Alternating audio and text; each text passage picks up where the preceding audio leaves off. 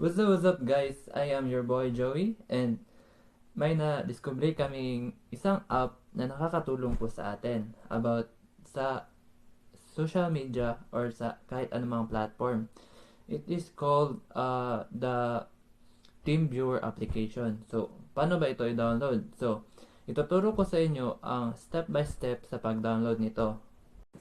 So, yun na nga guys, no? Ang una-una natin gagawin is pumunta po tayo sa Google. At pagdating po sa Google, isi-search po natin ang TeamViewer app. At dito po sa akin is naka-search na po siya. So, pipindutin ko na lang po at pupunta po tayo dito. So, makikita natin sa ibaba na yung pwedeng ma-download na unit is nasa Android version 14, Mac OS, Chrome OS, tsaka iOS.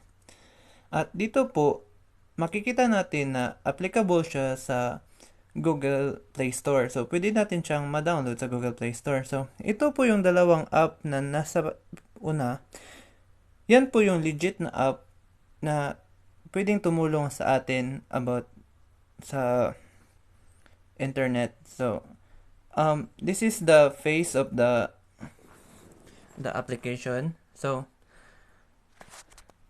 pag ida-download po natin yung isa pa, ganun lang po yung proseso ng pag-download natin. What's up guys? This is your boy, Jericho Apor. So guys, alam na natin kung paano i-download ang applications. So guys, we're talking about naman kung ano ang positive and negative impact ni TeamViewer. So, ang TeamViewer ay napakagandang application. Pero guys, bukod sa maganda, meron din siyang negative impact. So guys, sa positive side. So guys, pinapahusay ni TeamViewer ang malayo ang pakikipagtulungan, pinapadali ang technical na suporta, at pinapataas ang accessibility. Nagbibigay din daan ito sa maraming user na magtrabaho sa isang computer. Nagbibigay daan sa malayo ang sesyon ng pagsasanay at binabawasan ang mga gastos sa paglalakbay. Nag-aalok din ang TeamViewer ng mga matatag na features ng seguridad tulad ng in-script or two-factors authentication at control sa pag-access. So, gayon pa man, may mga negatibong epekto si TeamViewer. Dapat isa lang alang. Ang TeamViewer ay nagdudulot ng mga panganib sa seguridad kung hindi ito maayos na i-secure. Nangangailangan ito ng matatag na internet sa privacy ng data. Posible rin ang maling paggamit kung hindi gagawin ang mga wastong pag-iingat. Bilang karagdagan, ang mga isyu sa compatibility at mga gastos para sa malakihang paggamit ay maaring mga limitasyon. So sa huli guys, ang epekto ng TeamViewer ay nakasalalay sa atin sa responsableng paggamit, pamamahala, at mga hakbang sa seguridad.